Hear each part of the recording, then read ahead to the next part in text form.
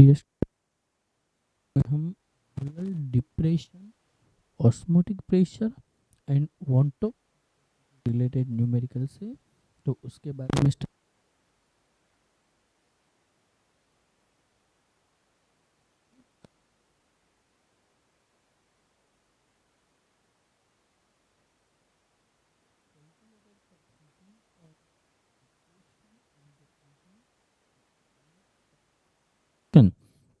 and for water is 1.8 Kelvin into kilogram per 45 और create किया है सॉल्यूशन।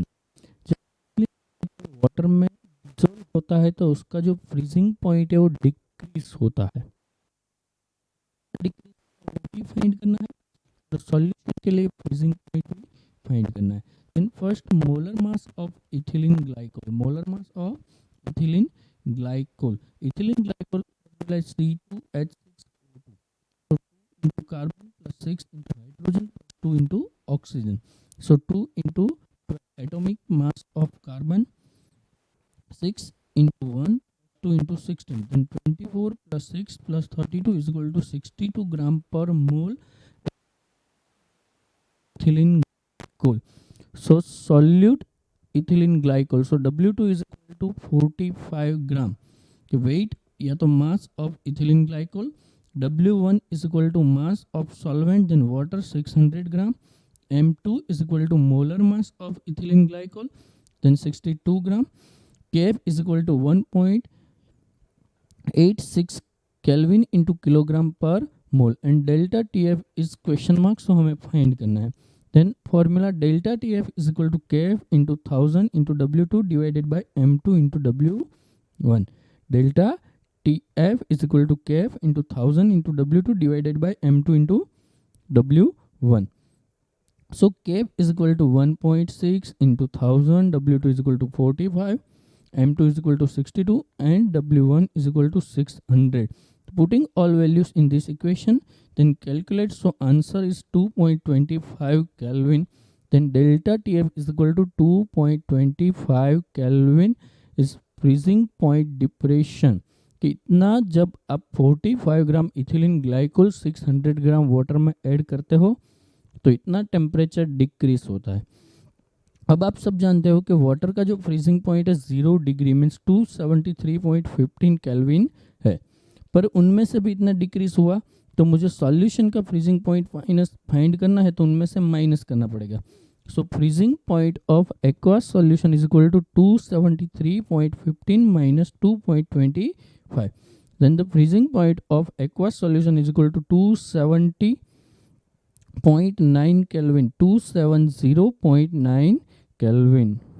नेक्स्ट न्यूमेरिकल से हमारा 2.10, 1 gram of a non-electrolyte solute dissolved in 15 gram of benzene then lowers the freezing point of benzene by 0.40 Kelvin. The freezing point depression constant of benzene is 5.12 Kelvin into kilogram per mole. Then find the molar mass of solute.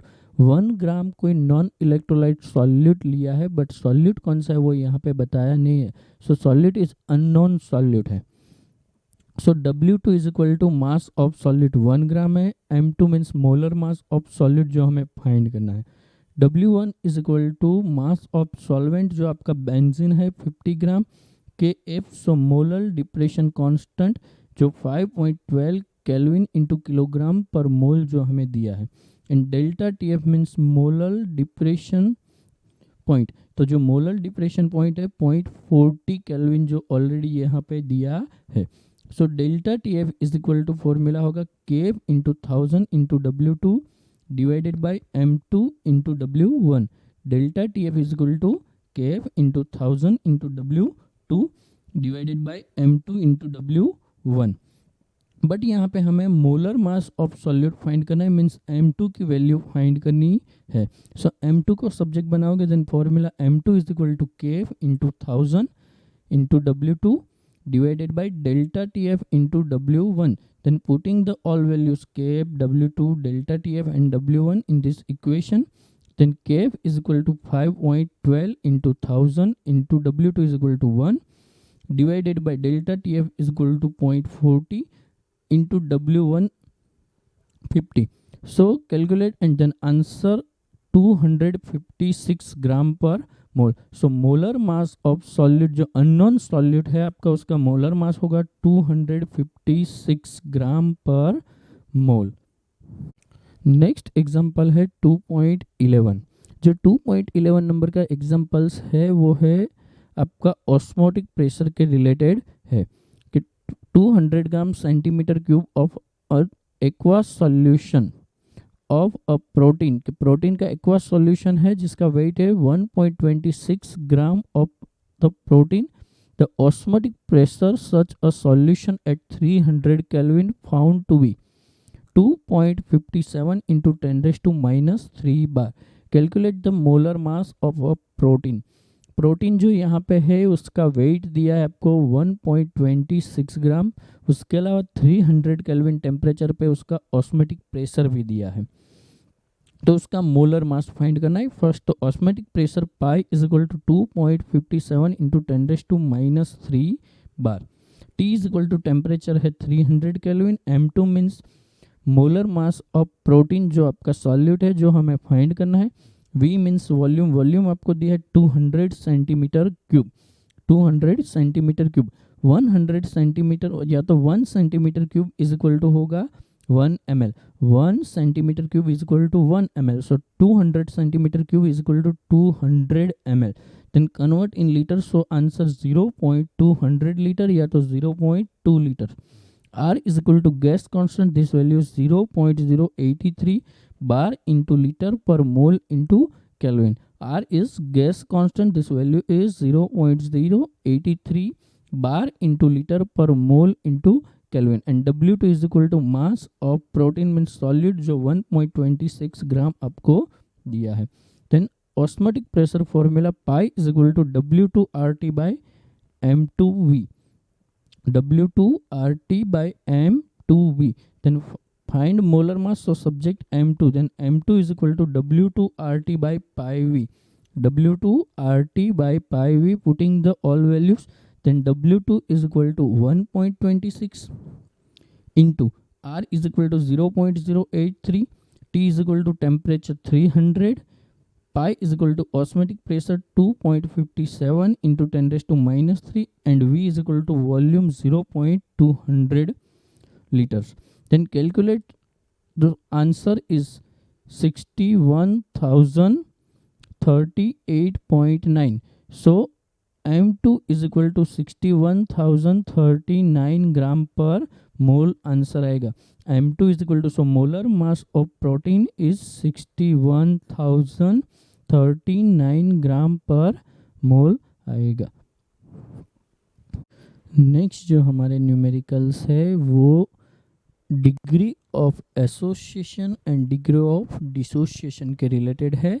तो देखो हम देखते हैं example 2.12 कि 2 gram of benzoic acid dissolve in 25 gram of benzene show a depression in freezing point equal to 1.62 Kelvin and molar depression constant for benzene is 4.9 Kelvin into kilogram per mole. What is the percentage association of acid if it forms diamond in solution? तो यहाँ पे आपको 2 ग्राम benzoic acid दिया है, वो 25 gram benzene में dissolve किया है. जब ये डिसॉल्व करते हो तो उसमें आप देखते हो कि the depression in freezing point, कि जो बेंजीन है उसका फ्रीजिंग पॉइंट में कितना डिक्रीज होता है 1.62 kelvin and molar depression constant for benzene is 4.9 kelvin into kilogram per मोल है. तो हमें एसोसिएशन की जो परसेंटेज है वो फाइंड करने हैं. Then first W2 equal to mass of solute. Solute means benzoic acid है जो 2 ग्राम्स लिया है is equal to W2 2 grams होगा. W1 is equal to mass of solute. जो सॉल्यूट आपका है सॉल्वेंट जो आपका सॉल्वेंट है वो है बेंजीन 25 ग्राम्स. केप is equal to molar depression constant जो आपको दिया है 4.9 kelvin into kilogram per mole, and delta T F is equal to depression in freezing point जो दिया है 1.62 kelvin, and M2 is equal to molar mass of solute, आपका solute है benzoic acid जिसका आप मोलर मास कैलकुलेटेड करते हो तो 122 ग्राम आता है। फिर भी हमें यहाँ पे क्वेश्चन मार्क किया है क्योंकि हम फाइंड करेंगे, बट जो फाइंड करते हैं उसे हम कहते हैं एक्सपेरिमेंटल मोलर मास, कि उसे हम कहते हैं एक्सपेरिमेंटल मोलर मास। सो यहाँ पे हम पहले तो M2 फाइंड करेंगे। So formula delta TF is equal to केफ इंटू 1000 इंटू W2, केफ into 1000 into W2 divided by M2 into W1। हमें M2 फाइंड करना है, सो हम M2 को सब्जेक्ट बनाएंगे, then M2 is equal to KF into 1000 into W2 divided by delta TF into W1। In putting the all values in this equation, so M2 is equal to 4.9 the KF value, 1000, W2 is equal to 2 grams, delta TF is equal to 1.62 Kelvin, and W1 is equal to 25 gram। तो यहाँ पे ये सबका calculation करोगे so answer आएगा M2 is equal to 241.98 gram per mole. So M2 is equal to होगा 241.98 gram per mole. So molar ये होगा आपका एक्सपेरिमेंटल मोलर मास, या तो उसे हम एबनॉर्मल मोलर मास भी कहते हैं। So experimental molar mass of benzoic acid is equal to 241.98 gram per mole, and calculated molar mass of benzoic acid means calculated जो हम थियोरेटिकल कैलकुलेशन करते हैं तो 122 ग्राम्स आता है। So calculated molar mass of benzoic acid या तो उसे थियोरेटिकल मोलर मास भी कहते हैं या तो उसे नॉर्मल मोलर मास भी कहते हैं। सो नॉर्मल मोलर मास या तो calculated molar mass of benzoic acid is equal to 122 gram per मोल। नेक्स्ट हम फाइंड करते हैं van't Hoff factor. So formula van't Hoff factor is equal to i is equal to normal molar mass divided by abnormal. Normal means calculated या तो theoretical कहते हैं और abnormal means experiment value है। So normal molar मास आपके पास है 122 divided by abnormal molar mass जो आपका है 241.98 gram. So van't Hoff factor i is equal to होगा 0.504, then i is equal to less than 1 के आई की जो वैल्यू है 1 से लेस है, इसीलिए यहाँ पे आप देखोगे तो एसोसिएशन होगा।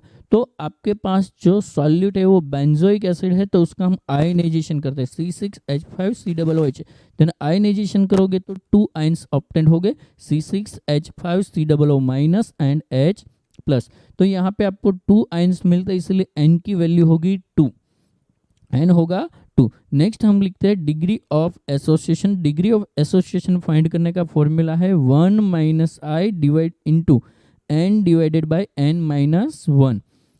फिर से डिग्री ऑफ एसोसिएशन का फॉर्मूला है 1 minus i into N divided by N minus 1। So 1 minus i is equal to हुआ 0.504, then 1 minus 0.504, n is equal to 2 है, so 2 divided by 2 minus 1। 2 minus 1 करोगे तो यहाँ पे 1 ही होगा तो 2 बाई 1 इज इक्वल टू 2 लिखेंगे, एंड 1 माइनस 0.504, देन आंसर आपका होगा 0.469 इंटू 2, 0.496 ये इसकी वैल्यू होगी और यहाँ पे 2 लिखेंगे, देन 2 से मल्टीप्लाई करोगे सो आंसर आएगा 0.992 ये डिग्री ऑफ एसोसिएशन हुआ। पर आपको क्या पता है कि degree of association in percentage में फाइंड करना है, तो परसेंटेज में फाइंड करने के लिए उसे 100 से मल्टीप्लाई करेंगे, then degree of association in percentage, तो यहाँ पे आपका होगा 99.2% कि degree of association of benzoic acid in percentage 99.2%। Next हमारा न्यूमेरिकल से 2.13 0.6 ml of acetic acid having density 1.06 gram per ml is dissolved in 1 liter of water। The depression in freezing point absorbed for the strength of acetic acid was 0.0205 degrees Celsius. Calculated the Van-Top factor and the dissociation constant of acid. यहाँ पे आपको dissociation constant find करना है, वो भी acid के लिए means Ka find करना है, और बेस के लिए होता तो Kb फाइंड करते। फर्स्ट तो यहाँ पे हमें जो आपका सॉल्यूट है एसिटिक एसिड उसका मास नहीं दिया है बट उसका वॉल्यूम दिया है और उसके अलावा उसकी डेंसिटी दी है, तो उसके हिसाब से हम मास फाइंड करते हैं। Then the density is equal to mass by volume, so हमें मास फाइंड करना है, तो मास को सब्जेक्ट बनाएंगे तो मास इज इक्वल टू होगा density into volume, density into volume. then mass is equal to density is equal to 1.06 gram per ml into 0.6 ml volume है, so mass is equal to होगा 0.636 ग्राम। so mass of acetic acid is equal to होगा 0.636 ग्राम। देखो next है W2 is equal to mass of acetic acid, जो हमने calculate किया तो आया 0.636 ग्राम। M2 is equal to molar mass of acetic acid जो है आपका 60 ग्राम per mole. Kf is equal to molar depression constant 1.86 Kelvin into kilogram per mole। Kf is equal to है molar depression constant 1.86 Kelvin into kilogram per mole and W1 is equal to 1000 ग्राम लिखा है। आपको यहाँ पे दिया है 1 litre water, 1 litre water is equal to होगा 1 kg water, because the density of water is equal to 1 gram per ml या तो 1 kg per litre. So 1 litre water is equal to होगा 1 kg, 1 kg मीन्स 1000 ग्राम होगा।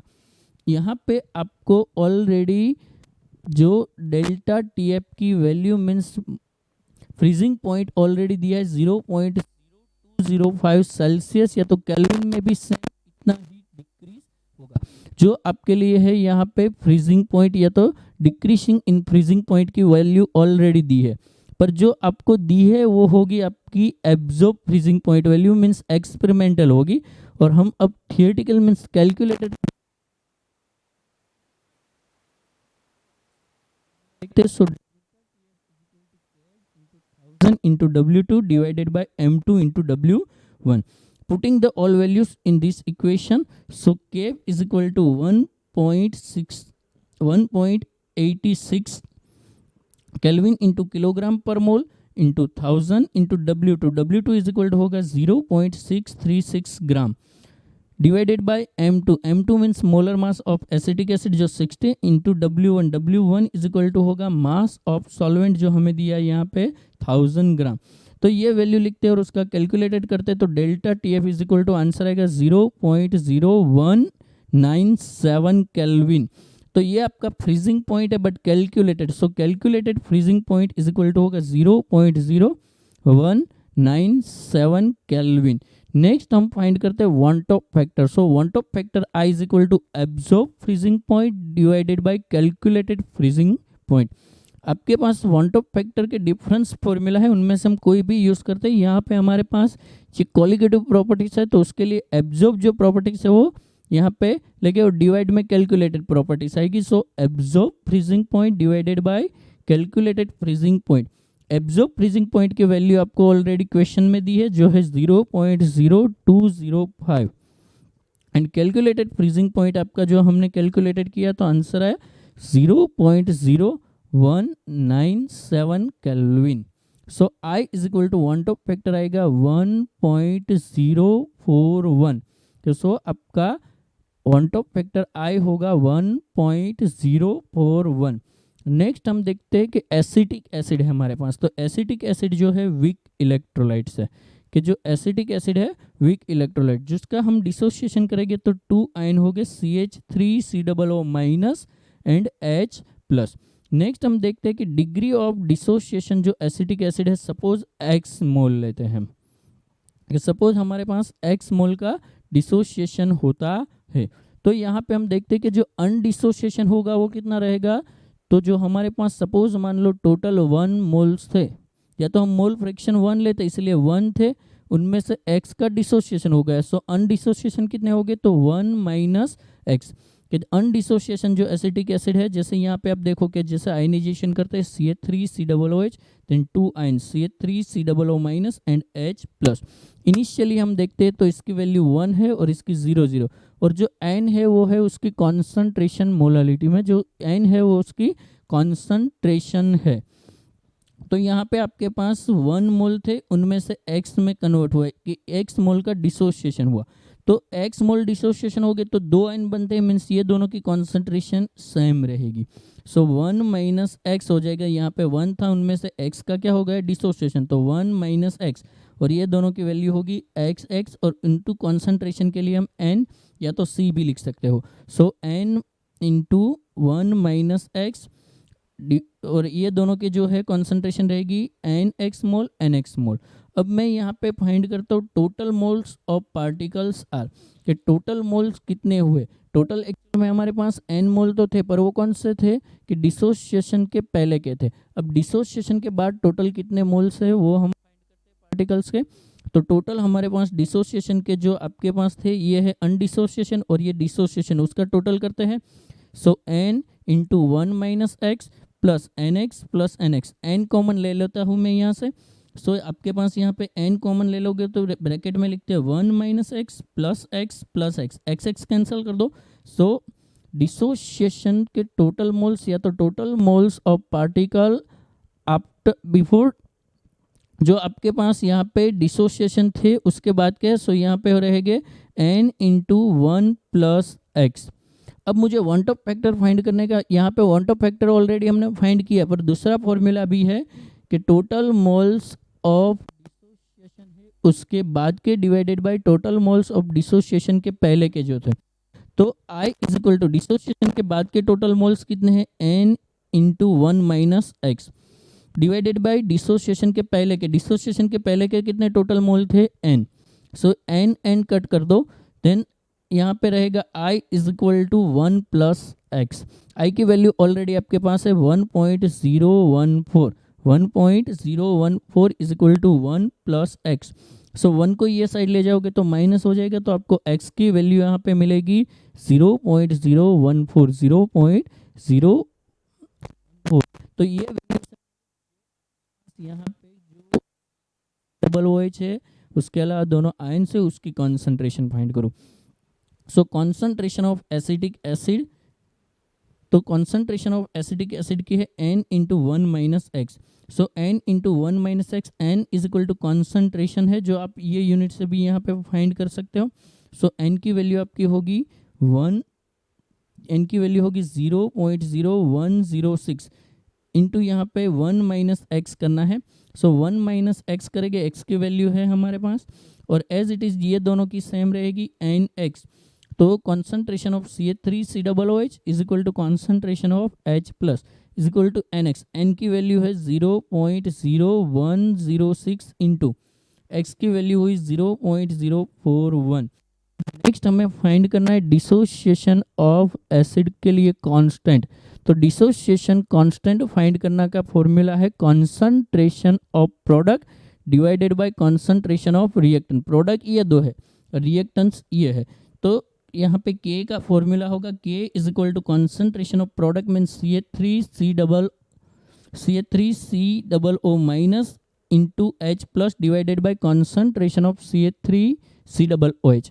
Putting the all values, so concentration of CH3COO minus is equal to ये value है, so 0.0106 into 0.041। Same way H plus की भी इतनी ही value रहेगी, so 0.0106 into 0.041 divided by concentration of CH3COOH means acetic acid की, जिसकी वैल्यू हुई 0.0106 इंटू 1 माइनस 0.041।